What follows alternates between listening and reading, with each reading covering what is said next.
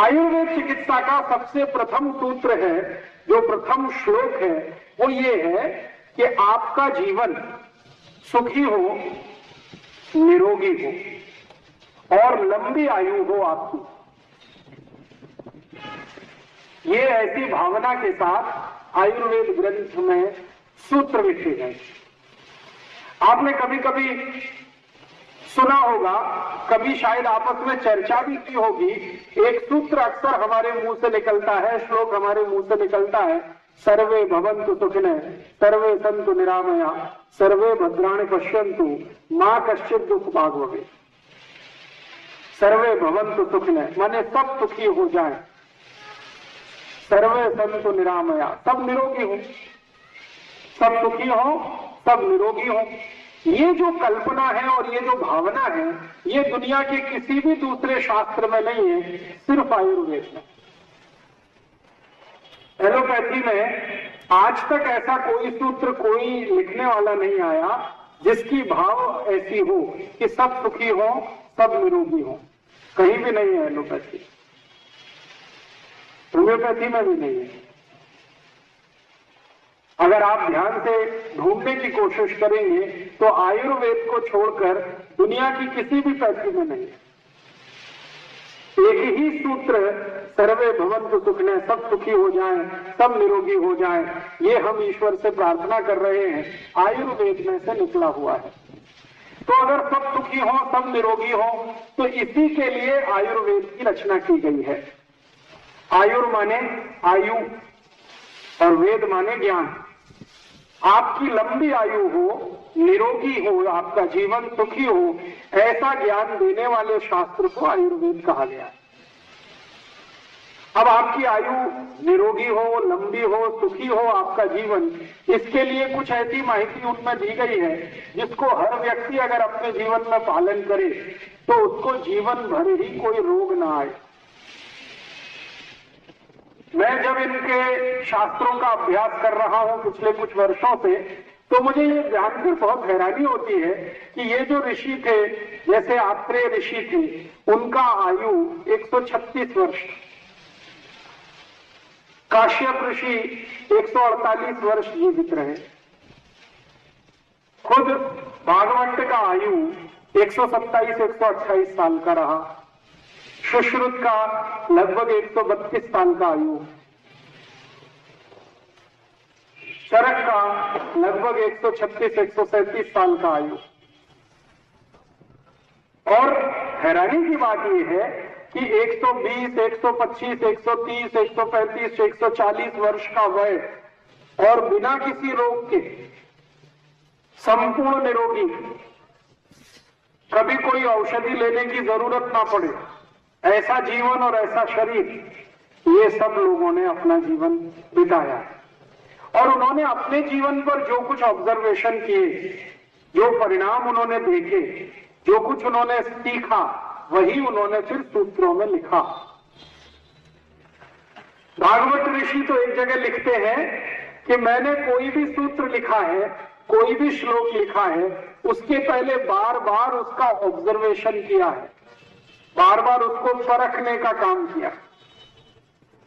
लगातार ऑब्जर्वेशन में से जो निकलता है उसी को विज्ञान कहते हैं, साइंस भी वही होता है।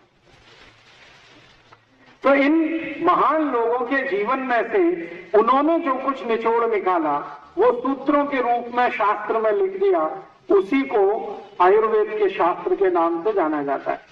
चरक ऋषि ने एक शास्त्र लिखा जिसका नाम है चरक संहिता। सुश्रुत जी ने लिख दिया, उसका नाम है सुश्रुत संहिता। भागवत जी ने लिखा, 2 शास्त्र लिखे उन्होंने, एक का नाम अष्टांग हृदयम, दूसरे का नाम अष्टांग संग्रहम। फिर आत्रेय ने, काश्यप ने, निघंटू ने, भाव प्रकाश ने अपने अपने अलग अलग शास्त्र लिखे। इन सभी शास्त्रों को पिछले 8-10 वर्षों से लगातार अभ्यास करते करते मैंने इसमें से कुछ सूत्र, कुछ श्लोक निकाले जो साधारण मनुष्य के जीवन में, आपके जीवन में, मेरे जीवन में, हम सभी के जीवन में बहुत मदद कर सकते हैं संपूर्ण जीवन को निरोगी बनाने में, निरामय बनाने में। आज मैं आपको कुछ ऐसी माहिती देता हूं कि जो इन तीनों महान लोगों की, तीनों महान से मतलब भागवत, चरक और शुश्रु, तीनों ने जिन बातों को सबसे ज्यादा महत्व दिया है, तीनों ने जिन सूत्रों को, श्लोकों को सबसे ज्यादा आधारभूत माना है, ऐसी कुछ माहिती आज मैं आपको इसके आज के व्याख्यान में दूंगा। सबसे आधार तीनों ऋषि कहते हैं कि शरीर निरोगी रहना चाहिए, स्वस्थ रहना चाहिए। अगर शरीर आपका निरोगी है, स्वस्थ है, तो आपका जीवन बहुत सुखी है, और अगर आपका जीवन सुखी है तो आप दूसरों को सुख दे सकते हैं, और अगर आपका जीवन सुखी नहीं है तो आप किसी को सुख नहीं दे सकते।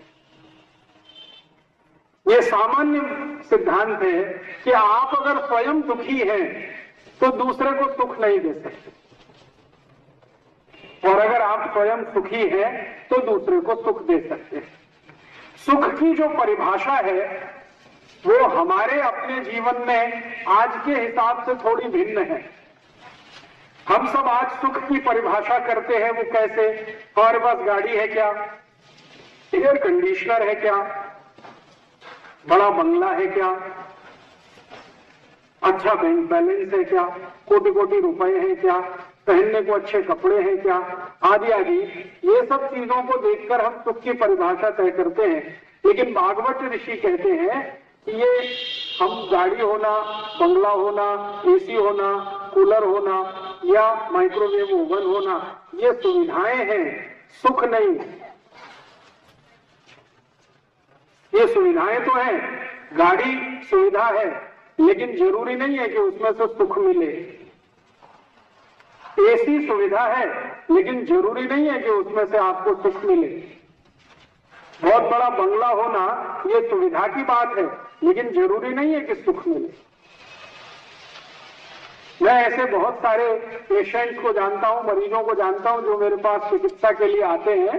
उनके घर में एक एक गादी 1-1 लाख रुपए की है, गादी 1-1 लाख रुपए की है, और वो मुझसे दवा मांगते हैं नींद आने की कि राजीव भाई कुछ ऐसी दवा दो जो नींद आ जाए। तो मैं कहता हूं 1 लाख की गादी पे आपको नींद नहीं आती? तो कहते नहीं आती। रात भर इधर से उधर करवट बदलते रहते हैं, 2 बजे रात को सो के चलते रहते हैं, कंपोज की गोलियां खाते हैं, 1 से नींद नहीं आती तो 2 खाते हैं, 2 से नहीं आती 3 खाते हैं, 3 से नहीं आती तो 4 भी खाते हैं। फिर कहते हैं सवेरे 3 बज जाते हैं, तब थोड़ी देर के लिए नींद आती है। 1 लाख रुपए की गाड़ी है एक, और वो जापान से लाई हुई है, नींद नहीं आती।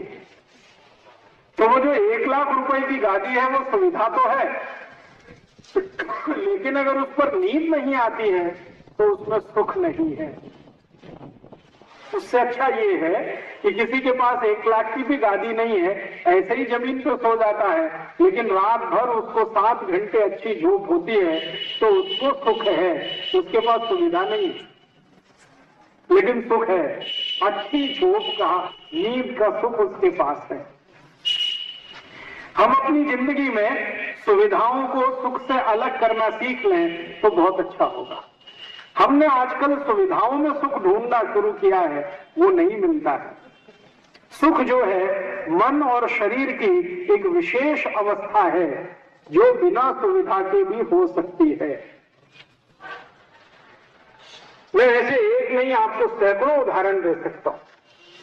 मेरे पास कई ऐसे लोग हैं जिनके पास 35 लाख रुपए की गाड़ी है, उसमें वो सवेरे से शाम तक चलते हैं, लेकिन मनके का त्रास इतना जबरदस्त है कि आप दिन परेशान रहते।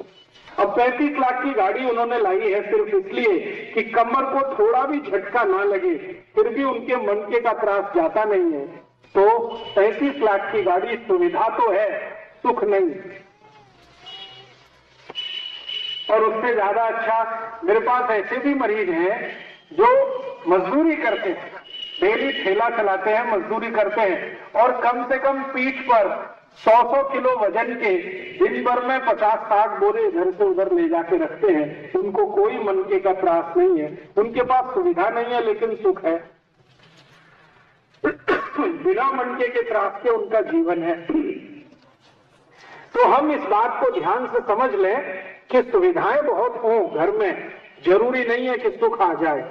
सुख आएगा तब जब आप निरोगी होंगे, तब आपके शरीर को कोई त्रास नहीं, कोई रोग नहीं, कोई आपको तकलीफ नहीं, मन में, तन में, शरीर में, मस्तिष्क में, बुद्धि में, सब तरफ से निर्मल और निरामय जीवन है।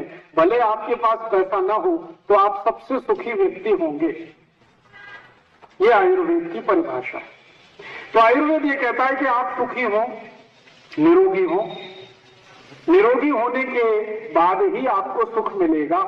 तो निरोगी होने के लिए आयुर्वेद ने बहुत सारे सूत्र दिए हैं, बहुत सारे श्लोक लिखे हैं। उनका अगर आप अपने जीवन में पालन करते हैं तो आप जीवन भर निरोगी होंगे, ऐसी गारंटी मैं दे सकता हूं आयुर्वेद की तरफ से। और आप अपनी जिंदगी की छोटी छोटी गलतियां, भूल या चूक जो माफ कर दें या उनको ठीक कर लें या उनका कोई करेक्शन कर लें, तो भी मैं आपको गारंटी देता हूं कि आपका जीवन निरोगी होगा, निरामय होगा और आप बहुत अच्छा जीवन बिताएंगे, लंबी उम्र पाएंगे और दूसरों को भी ये ज्ञान देकर सुखी बनाएंगे।